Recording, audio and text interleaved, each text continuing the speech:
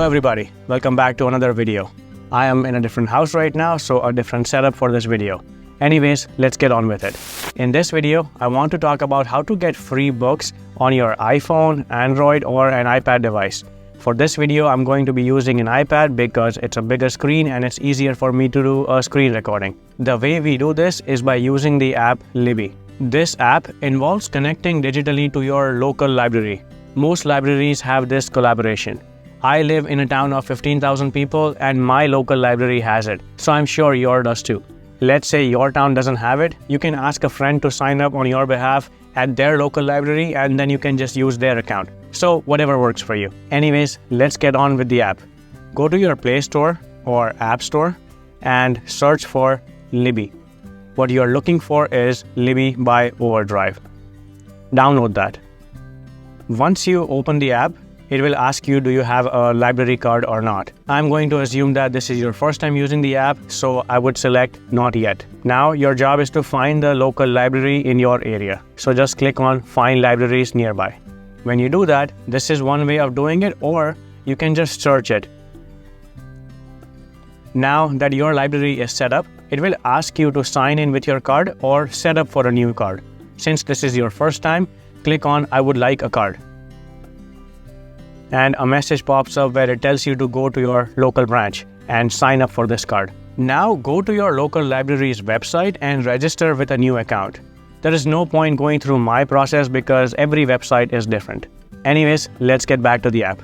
Once you have set up the account on the website, now go to the app and click on the three lines at the bottom in the middle and click on Manage Cards.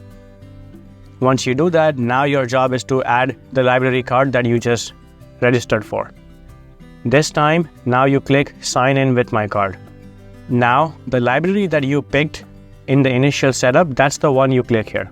And this is where you enter the card number that you received when you registered online.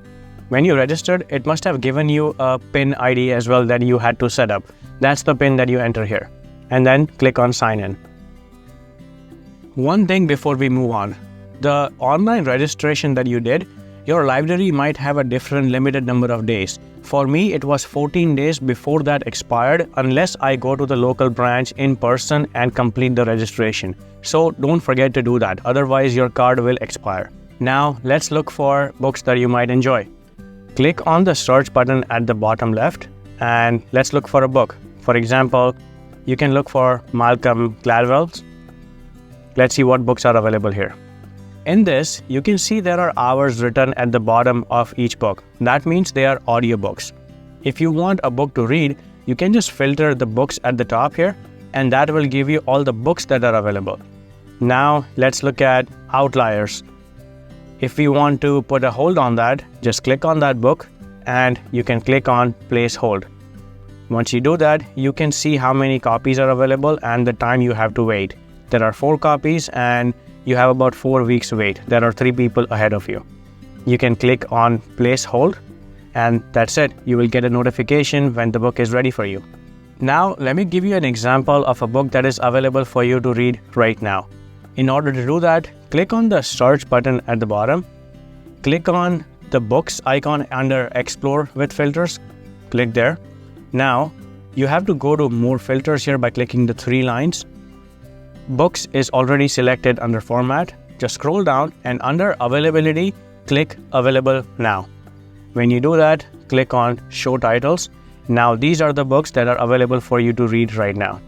Let's scroll down to a book that I can give an example of right now. I'll click A Council of Death. Click there and you can click on Borrow. When you click there, it tells you that you have 14 days to borrow. Click Borrow. Now, when you go back, it's going to download here. Now you have the book for 14 days. Click on Open in Libby. And that's it. You can keep scrolling and see how the book is. It's that simple. Just like a Kindle, this Libby app has a lot of functionality that you can customize to your needs as well. For instance, just click in the middle and that will give you a bunch of options. If you see the A button at the top right, when you click that, it will give you an option to change the text size, depending on what you like. On top of that, you can select different lighting in the background. There is bright, there is sepia, as well as dark. I think the middle one is the best representation to a book. You can just click out and it will bring you back to the book. Another feature here is that you can click and hold, and you can highlight it, or you can click on define and it opens the dictionary for you. Again, click out of it to go back to the book. And now this next feature, I think is only for iPad because it has a bigger screen. That doesn't work on a phone. Is just click in the middle. Now the button left to the A, when you click that, it gives you the option of not keeping a column between two pages. You can just have it this way. If you prefer, you can just click there, click on the first button again, and now you have a column. Depending on your choice, you can select what you like. And lastly, to go back to the shelf, just click in the middle and click on back there. That's it.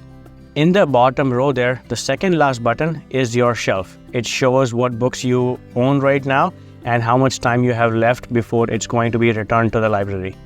Let's say you are done a book before your 14 days. In order to give it back before your 14 days are up, just on the book, click on Manage Loan and you can select Return Early and Return. This way, the person after you doesn't have to wait 14 days and he can get his book much earlier. And that's it. That's how you get free books on your iPad, iPhone, or an Android device if you do not own a Kindle. If you have a Kindle and want to read books and transfer EPUB or MOBI files, watch the video that just popped on your screen right now to see how to do that. Before you go, if you like this content, subscribe to my channel to get notified whenever I create such other videos in the future.